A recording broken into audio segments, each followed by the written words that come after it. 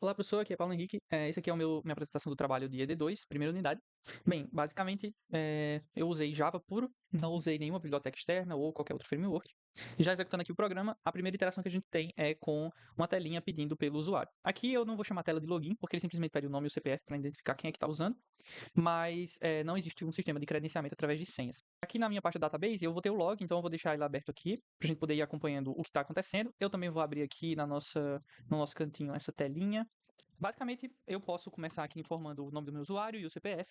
Vale dizer que o CPF, por questão de simplicidade, aqui na demonstração do vídeo, eu não coloquei aquela restrição de 11 números, tem que somar e dar certa quantidade de certo valor para poder validar se é um CPF ou não. Vou colocar aqui 1, 2, 3. Ele vai ver que esse usuário não existe, vai pedir para eu cadastrar. Lembrando que eu estou do zero aqui, eu limpei minha database e tudo. E aqui, quando eu dou sim, eu venho para o menu principal dizendo qual é meu usuário e quais são as opções que eu tenho.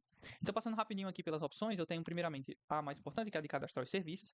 Então, eu posso criar aqui computador quebrado, o computador está com defeitos e cadastro a minha ordem de serviço. Logo após, eu tenho a opção de listar as minhas ordens de serviço, ou seja, apenas aquelas que estão associadas ao meu usuário atual logado.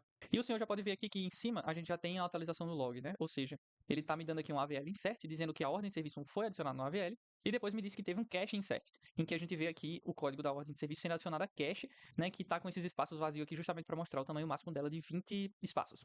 Então, o que a gente acabou de fazer aqui na árvore foi basicamente criar o nosso Node 1. Depois eu tenho a opção de listar todas as ordens de serviço. Essa opção aqui ela vem com o especial de me dar a quantidade total, então, que era um dos requisitos do trabalho, ele já vai estar aqui inserido, e vai listar todos independente de quem é o cliente que está solicitando. Então, eu vou ver aqui qualquer outro cliente que tenha criado ordem de serviço, elas vão estar aqui. Eu posso também buscar, e obviamente aqui, já citando a questão do tratamento, dos inputs do cliente e tal, eu fiz aquele tratamento basicão, então se eu colocar aqui que uma ordem de serviço que não existe, ele vai me retornar isso e vai me voltar para o menu principal. Não, até onde eu testei aqui, não está cuspindo exceptions na cara do nosso usuário. Então aqui já veio mais uma informação de log, que é o cache miss, né? Ou seja, ele não encontrou a ordem de serviço foi na cache, então ele foi procurar na AVL e ele deu um AVL miss dizendo que também não está na AVL. Mas se a gente buscar por um cara que já existe, já está na cache, inclusive, ele vai me dar logo, se ele atualizar aqui, ele vai me dar um cache hit, certo? Então ele vai dizer que ele achou a ordem de serviço 1 direto na cache. Eu vou criar uma nova ordem de serviço aqui. Então eu vou criar aqui a ordem de serviço testando.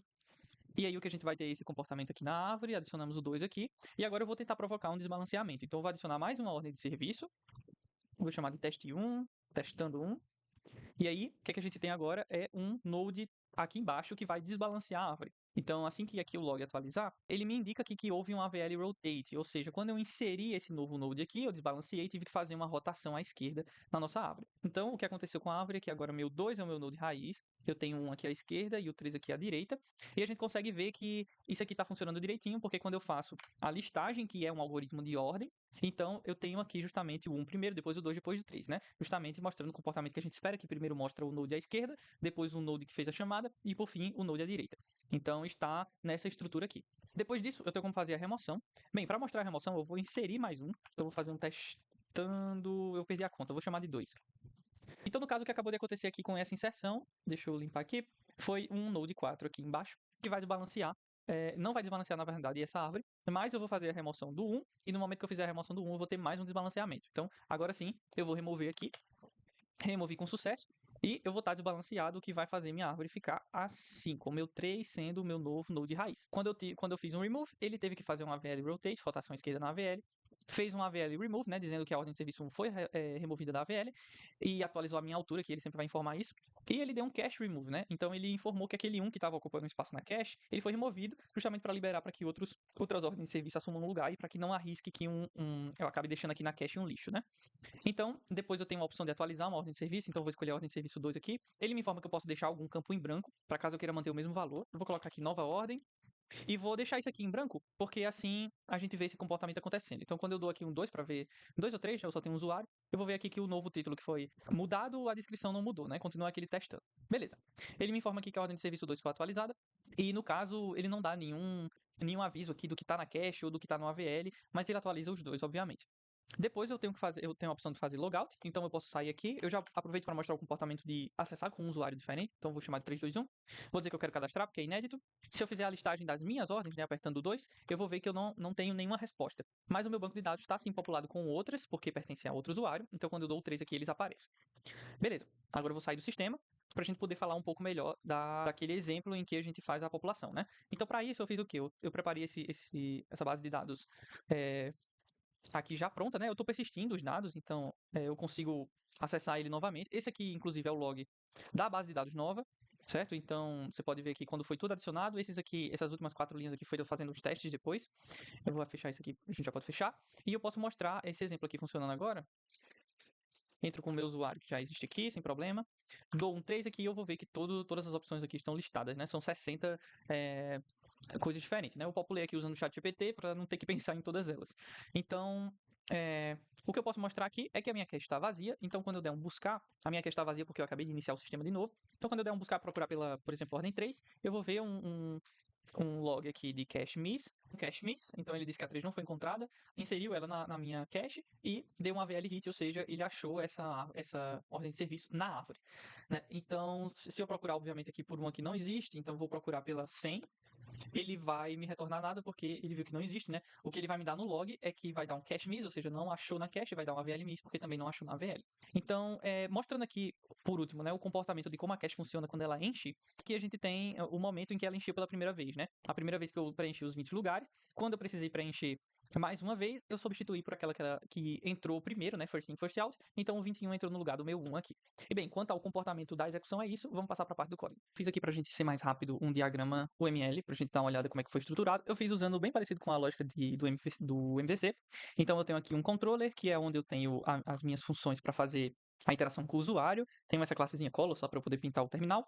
Depois eu tenho aqui o meu model, que é onde está o acesso aos arquivos e também as manipulações das estruturas de dados usando das ordens de serviço e do usuário DAO, já que eu estou persistindo os dois em arquivo binário, então eu preciso disso, e também do log. E eu tenho também as entidades, ordem de serviço e usuário. A minha database aqui, que se relaciona com o model. A gente também vai ter aqui, por fim, um pacote simplesmente para guardar as minhas estruturas de dados, que é a cache e a AVL. A AVL, por sua vez, é composta pelo AVL Iterator e pelo Node. Então, tá lá junto do GitHub também, para caso você queira dar uma olhada com mais detalhes. Bem, vindo para o código, eu posso mostrar aqui os destaques principais de como tudo foi feito. Então, começando lá pelo controller, aqui a gente tem a interação com o usuário, então eu tenho as minhas próprias funções de realizar login, onde mostra toda aquela tela pedindo nome, CPF, trata os erros, faz um catch de exceções. Meu show menu é basicamente um switch case enorme, que vai chamar as funções que são privadas aqui da classe, que, por sua vez, encapsulam essa função, criar um serviço, buscar e remover de forma bem abstrata, né, em que eu simplesmente chamo a função remover serviço, por exemplo, do serviço DAO. Então, já indo aqui para ele, a gente pode ver que ele instancia um usuário, porque todo serviço ele tem que estar associado a um usuário, enfim, e parte para as funções principais, né, que a função dele, no caso aqui, é fazer a interface entre o meu controller e a minha estrutura de dados AVL, e também fazer o acesso ao banco de dados, que no meu caso são os arquivos binários.